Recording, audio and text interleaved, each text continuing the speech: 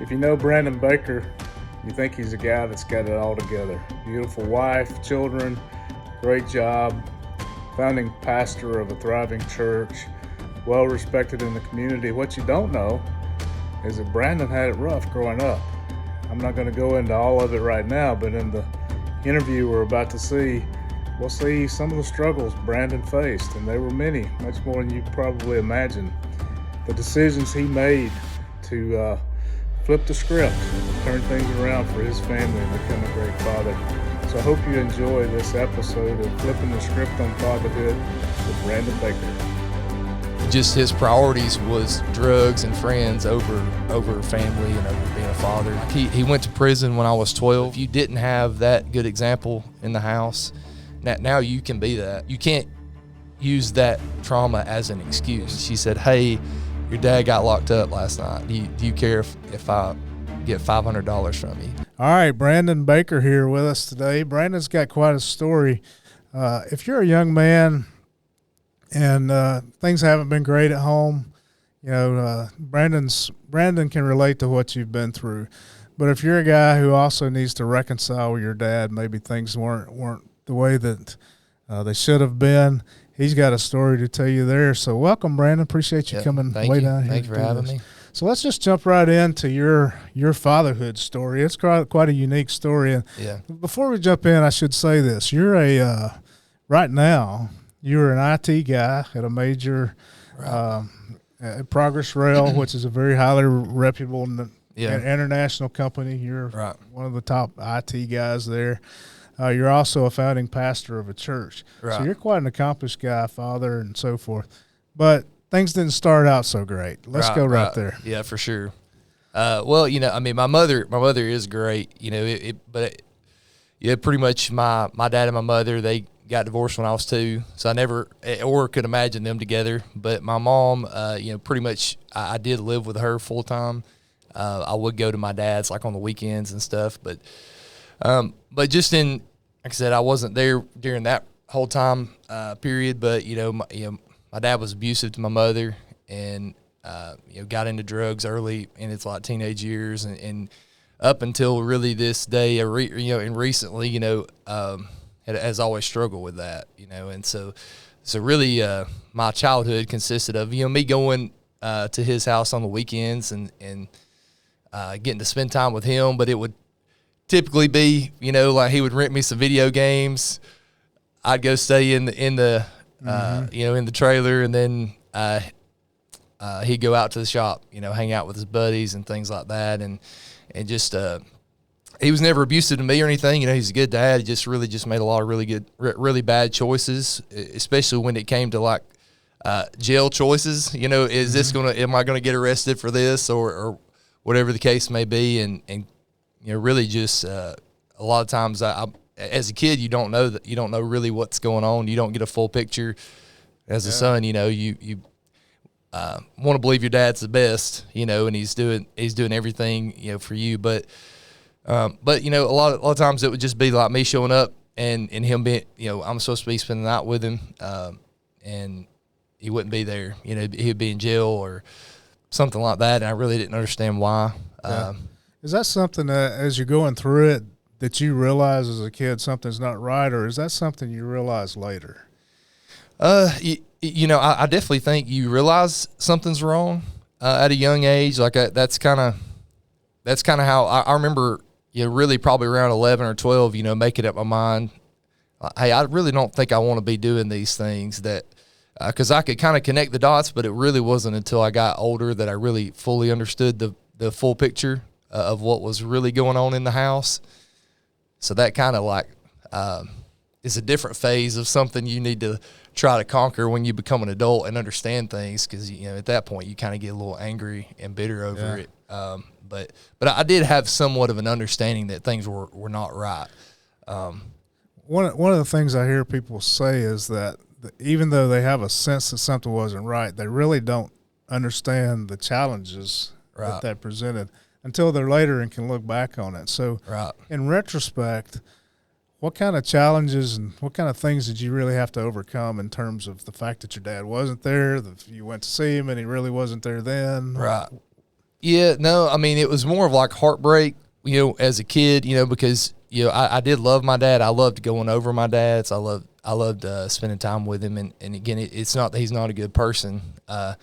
Just his priorities was drugs and friends over family and over being a father, and so as a kid, it was more hurt, like he went to prison when I was 12, and that was kind of the first time where I kind of understood, I knew that he was going to prison for drug trafficking, so I knew that I knew he was doing them before, but I didn't really understand the extent of that until probably around 12, and to me, it kind of, looking back, I think the Lord kind of rescuing me from that, because I know that hanging out with him, even though it was on weekends, I was hanging out with his friends' kids, and a lot of those kids now that I'm adult, that I know that they're in prison now, they're in rehab facilities now and things like that, and so as a kid, like I said, it was easy for me to kind of see that, hey, this isn't the path I want to go down.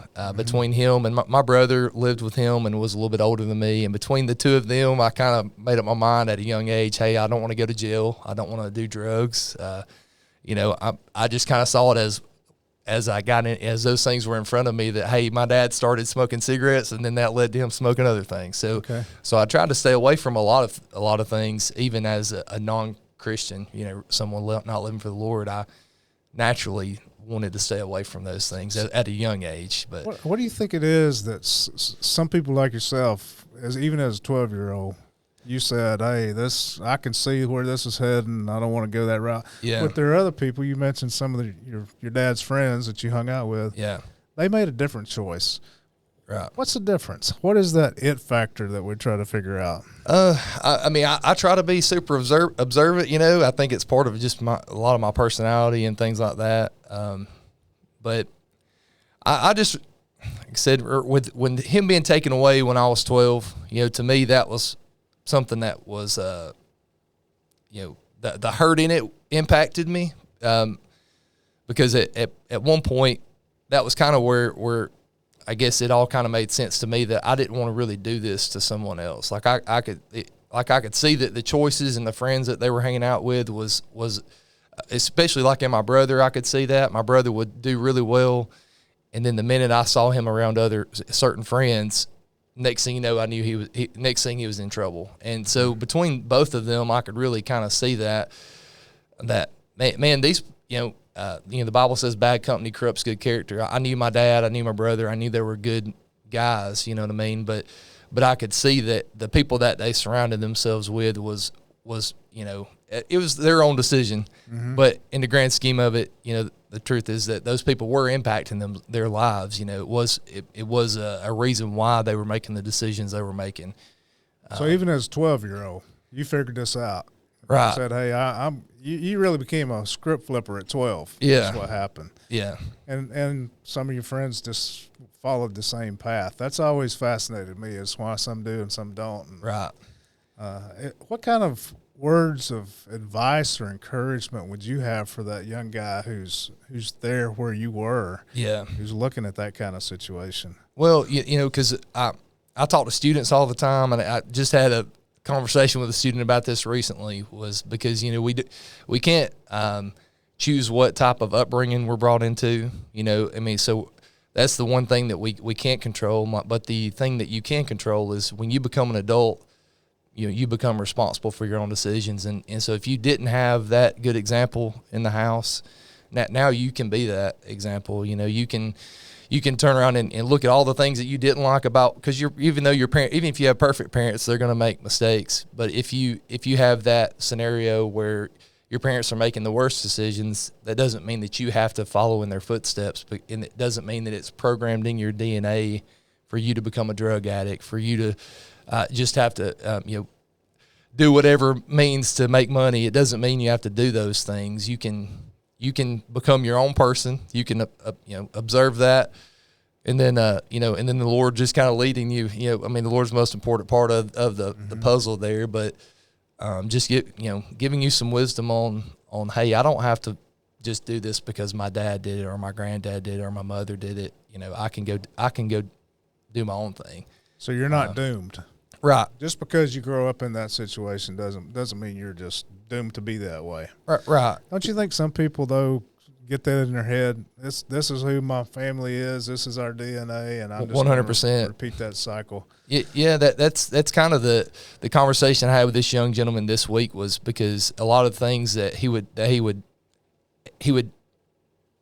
use his past and his family to justify him doing something wrong, and so talking to him, I was, because we had to have a hard conversation about something, and his first thing he went to was an excuse. Oh. And it was a hard excuse. It was something where, it was a trauma, and so, I just responded with, hey, that, dude, I hate to hear that. I do hate to hear that. I'm like, but the only thing is that you can't use that trauma as an excuse, because this guy's an 18-year-old. I'm like, at this point on, that's the cool thing, is that even though you've been hurt, even though things have happened, even though your life may have been terrible up to this point, hey, from now on you get to choose. So you get to write the next chapter of the book. And so a lot of times they do use their past to validate their wrongdoings, and that's kind of a trap, because you can. I know my brother did that same exact thing, where 30 years down the road, he was blaming something that happened to him when he was 8, when he was a kid. And I'm like, well, now you're an adult, you get to make your own choices. So you shouldn't let that bother you, but they want to hang on to it. Yeah. It kind of stinks, but you've had some trauma. Yeah. A couple of things I know have happened to you. I'm interested to know, do you remember the day your dad first went to prison? Yes. Tell us about that. It was it was one of those things that I showed up to his house to spend the night, and then no one was there, and that was kind of a common every now and then thing. But this one was just a little bit different. I didn't know immediately. I knew that he was in jail. At this point, I'd kind of figured that out. That hey, whenever I show up and he's not here, he's usually not able to be here. And so it was but the day that he actually got locked up was Thanksgiving. Him and my brother actually got locked up on the same day. It was kind of crazy. But my brother, so one of I can't remember which one was which, but one of them got locked up that morning, so they were at the Thanksgiving family reunion. One of them that wasn't able to be there, and the other one was. And so it was just kind of crazy, Yeah. That's a Thanksgiving to remember or forget, maybe. It was pretty crazy, but. So do you remember the feeling you had as a little boy? Say, oh man, my dad's here. Here we go. Yeah. It was a little different. I mean, because I didn't find out immediately that he was going to be gone for 3 years. But I knew he was in trouble, and and usually it would just kind of fade out, and then a week or two later, you pay your bond and you're back out, right? Mm-hmm. And this one was just a little different because he had never been in prison before, and so at this point it was, hey, I'm going to be gone for 3 years straight, And did you get to see him during those 3 years? I did. I have an aunt. She was great, and she would take me to go see him. And that was the first time he had really been clean since he was a teenager. So this is probably 30 plus years, later. And so it was like the first time he had actually been clean. So that was pretty awesome to get to see because, because you take the friends and some of the bad influences that feed in, and then you get to kind of see who your dad really is. He really did love me. He really wanted the best for me. He'd do anything for me. It was just a struggle of choosing his family and choosing his son over drugs and things like that. Yeah. So you had another trauma as well. Your brother. Tell us what happened there. So there is kind of a mystery around that, but I mean I know that, like I said, it doesn't matter as much, but the truth about it was that he was out playing cards one night at early 2 a.m. in the morning, and then on his way back home had a car accident. And so this was a month before we launched the church, actually. So we were digging, we were cutting the plumbing in for the church at the time. So But no, it just it was just one of those where and it was kind of weird. I almost felt like the Lord had kind of prepared me for that. Like I almost expected it to happen. It was kind of weird. I don't know how like going through like trauma like that without the Lord, because I got to see like his wife, how she was reacting as someone who doesn't have the Lord in her life, and then someone that has the Lord, and it's still tough. I mean, I couldn't imagine going through it without him. You know what I'm saying? Yeah. So you're a guy, you've seen your dad go to prison, your brother's been killed in a car wreck. Do you want to give up? Was there ever that thought of, this is just too much, I'm just going to give up? Yeah. I mean, there's definitely times. I mean, those things didn't really like, except make you. It didn't make me want to give up on like doing things right, doing things the right way. It's things my dad did more. It was more of not like giving up on him. Kind of, or is the biggest struggle, because sometimes the easy thing to do is just to write them off, and that's more the biggest struggle I've had, was because I wanted to live a lifestyle totally different. That man, it's still a struggle to this day, to not just kind of write someone off, because I just thought that'd be the easier thing to do, less stressful thing to do. The easy thing to do is walk away. I know people that do that. I know people in ministry that do that because I guess their emotional bank is full or something, and they just can't handle anymore. So let's talk about that reconciliation process. I don't know that that's the right word, but this process that you and your dad went through, you're close now. Yeah. And you could, if you want to, you can tell kind of where we are now, but what was that process like of, hey, Dad, I'm an adult, I want us to have a great relationship?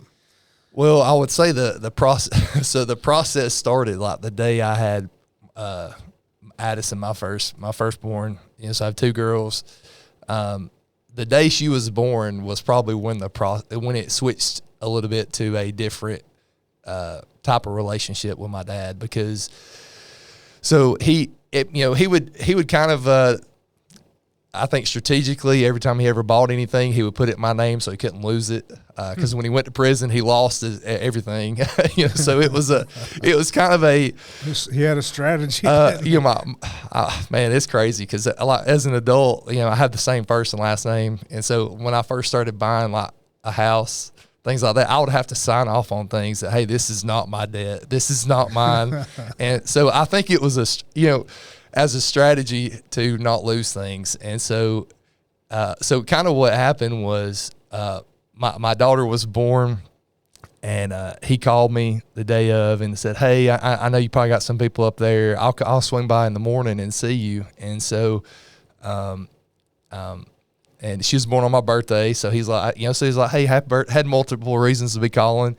Again, good dad, loves me, but struggles. But he the next morning, his wife calls me, and she's like, "Hey, how's it going?" Which is kind of weird that she was the one calling me. She's like, "Hey, how's the baby?" All that, and then she said, "Hey, your dad got locked up last night. Do you care if I get $500 from you?"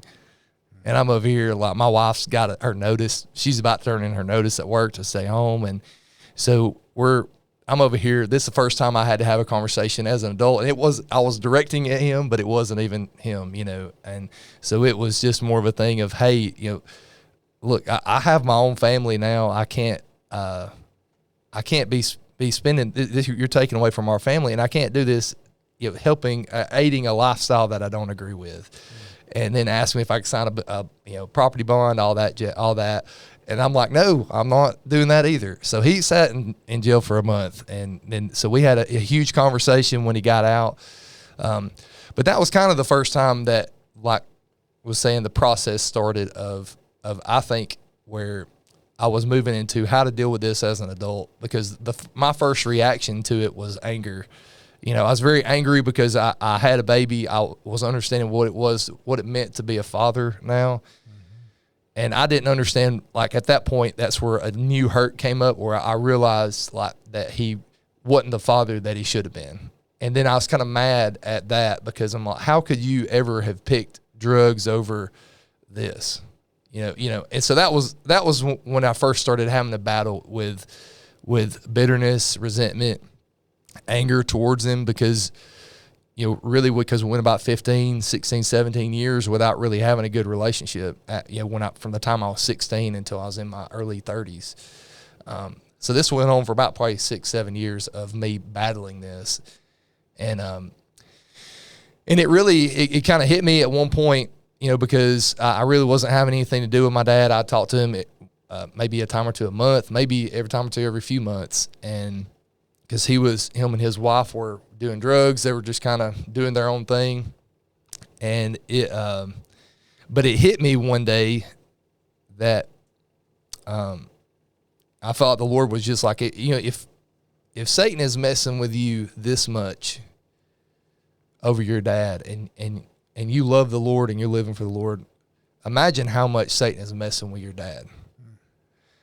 And I told my wife that, and from that point on, it's like I saw a change in my wife, because my wife, I think, had played more of a role in mine and my dad's relationship kind of, coming back around, because one, she cooks super well, so she's like, hey, let's start inviting your dad over, And so she only knew him in the past as like a drug addict that hurt her husband, and so she really didn't have much sympathy for him. She was more defensive for me, And so she's like, why don't we start inviting him over? And so we just started, knowing he's still doing drugs, knowing that he's still not living right, we just started inviting him over and loving on him. And kind of through my wife, it just kind of, I opened my eyes and opened his eyes to it, because I think in the grand scheme of it, he was feeling regret, for, he realized he was getting older and had not been there the way he should have been. And I knew he was dealing with those things, even though he wasn't saying it. And so he just kind of, I think, it just kind of lifted a veil off his eyes to let him see, hey, that they love me anyways. Because I think before he just thought we were just better than him, and it really wasn't the case. I didn't want my kids being around drugs, and so it wasn't me being better than him or anything like that. And so I think the Lord kind of opened his eyes on that, just again through my wife, just kind of loving on him, and then it took him hitting rock bottom another time or two, and then all of a sudden he just kind of shows up in our life and stayed around up until just recently. He kind of had some stuff kind of fall back in, but other than that, he's been doing good over the last few years. So it's really a combination of, well, your wife, first of all, because I guess if she had just said, no, he's bad news, he's hurt you, I don't want to hurt my kids, then that would have been, you would have been in between rock and hard spot that right. You'd have had to make the choice to go with your wife, obviously. Right. It had to do that, earlier, it was kind of both of our perspectives, we wasn't really big fans.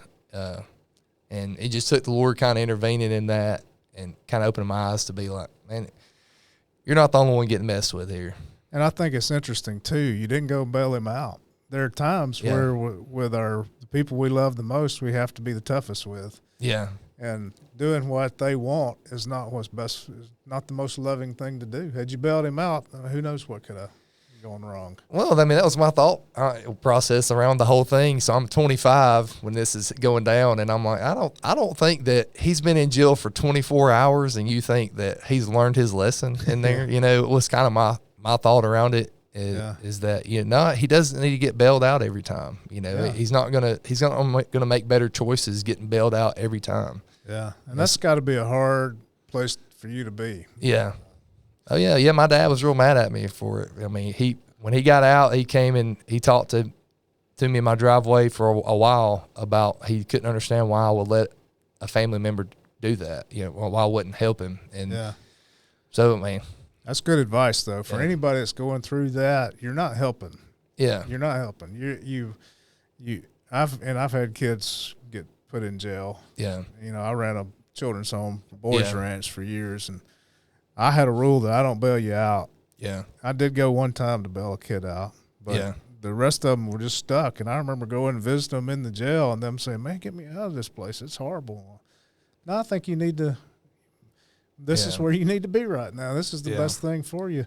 That's a hard thing to do. So it's good advice for for somebody. Let me ask you to do this. We want to ask you to look into this camera right here. What kind of advice would you give to the young man who's growing up in what we call a father deficient home? In your case, it was a home where dad or substance abuse was taking priority. We've addressed this a little bit, but I want you to just speak to that child or young man. I mean, the biggest thing is realizing, to me, you know, even if you grew up around that and you're not getting the best examples, you know, set in front of you, you know, I mean, because everyone wants a good father, a good mother to lead them by example, but sometimes you don't get that. And so the biggest thing to do is, and I try to tell my kids to do the same thing, is that, hey, I'm not going to be the best parent, but I'm going to try to do what's right. But I want you to take what I'm doing wrong, don't hold it against me, but I want you to improve on it, you know. And so, because when you go through those things, those are things that, you know, you can't help. You can't help the house you was raised in, the lifestyle you was born into. You can't help those things. But the things you can help is when you become an adult, you can control the house that you get to determine, you know, how your kids are going to be raised, you know, because the goal of you know, the enemy is to steal, kill, and destroy. He wants to destroy not just you, but the generations behind you that comes from you. And so he's not just after you; he's after your children, your grandchildren, you know. And so you want to stop that, you know, at you. You know, you can't fix your parents, you can't fix their decisions, your siblings, you can't fix theirs, your friends, but you can, you know, fix your decisions. You know, you can control those things. And so just focus on the things that you've noticed that you know is not right, and don't just follow suit because that's what you saw growing up. You know, you can change direction from it. You get to determine those things. So focus on the things you can control and improve on those. That's good advice. You know, it means more coming from a guy who's been there, yeah, than from a guy like myself. Yeah. So appreciate you sharing that. You're a father. You got 2 girls. Yes. You're very active in their life. I'm curious to know, were there some difficulties in knowing how to be a dad? Did you figure things out, or? Yeah. Well, you know, I mean, I remember. So Addison was born on my birthday, and my wife is going into she's, you know, dilated, you know, but she's not going into labor yet. So she's like, hey, it's your birthday, why don't you go eat? You know, so we go eat across the street, and pretty much I walk in to, hey, it's time to deliver, you know, and we're thinking it's like hours down the road. I remember the greatest fear. I'm talking about whenever they said, all right, it's time to go. And I just remember the greatest fear hitting me. Like, man, what if you are just, what if you're just like your dad? What if, you know what I mean? Like, what if, like, I was so afraid of failing as a dad. You know, I'm not afraid of failing as a dad anymore, but like, it's kind of nuts at how, you know, the enemy's always present. You know, he's always ready to attack you. And but it is crazy because I do remember just the minute she was like, here it is, supposed to be the best moment of my life, you know, one of the best moments, and I just remember just that fear of, dude, what if you are just like your dad? What if you decide to leave and go do your own thing? And so I was definitely had fear of failure there. But once she got there, that it's like one of the craziest things, because at that point you realize, like, and I would, so I'm like, I just met this human, you know, and I'm like, man, I would defend her with every part of my being, you know, and here I'm only seconds in, you know, and it was the craziest thing, the craziest love that you would ever have for a child. I mean, that's why I think there's so much attack on the family nowadays, is because people need to understand, like, people need to understand what it is to be a parent, you know, what it is to be a family. And yeah. I think people just, you know, the world's trying to rob us of that, right? But no, there was definitely fear of failure there. Okay. They definitely don't do everything right, for sure. But it's just it's an amazing thing. So I think a lot of people change when they see that little baby for the first time. Oh yeah. Yeah, I think for a lot of guys, that fear of failure leaves because they know deep in their heart they'll take a bullet. Right. Like, they're not gonna. And then the next question they have to ask is, wow, how did my dad do me the way he did? Yeah. Me? Oh, yeah. How in the world could he do that? Yeah. Yeah. That was definitely my battle there, facing that. But yeah, it is. I always tell everyone, it's like, hey, when you get married, your wife lets you know where you're selfish, so it's like, so your wife immediately starts tackling the selfishness. But when you get kids, it's like whatever's left over, they just start swinging on it, that this is, all right, you still got these issues. They come, they come, I mean, again, that's why I think family's good. Iron sharpens iron, right? Yeah, even if you're not wanting them to, they sharpen you. Sometimes you nickname your wife Mrs. Iron. Man, she does. But that's good. You got a great wife, man. Yeah, she's awesome. One final question, and you may have some other things we can discuss, but I like to ask everybody this question: What do you think it takes to be a great dad? I mean, just putting your full heart into it, of again, not worrying so much about how you were raised, but like going to the Lord, about it, and just going back to like my fear of failing as a dad. I mean, it's not crazy difficult to be a good father. You don't have to sit there and having that example in front of you. Really just putting in an effort and caring. My daughter, she gets so mad at me because there's a lot of things that I wish I would have had as a child, and then I'll overcompensate as a dad to my daughter. So I'll try, like, I wish I would have had, my dad giving me advice on certain things. I wish I would have had like those things. I wish he would have taught me more. I wish he would have done that. And so I try to do that with both my daughters, and my oldest daughter, it drives her insane. Okay. But my youngest daughter is like really wants those things, but she's 10, so she may, approaching her teenage years, may change her mind on it, but it's just a lot of times we want to check out. Like I do have a natural itch to like want to check out sometimes and just go do my own thing, because I think selfishness is always something we have to kind of battle. And it's not like selling your soul to like a sport, watching them do all this stuff, but I'm talking about, going all in on it of, hey, I want to do this from the time they, until the time I exit this world, I want to put my whole heart into being a good example, and that's whether to your kids or other kids, but just wanting to set a good example. And that's that's one of the reasons why I feel like I'm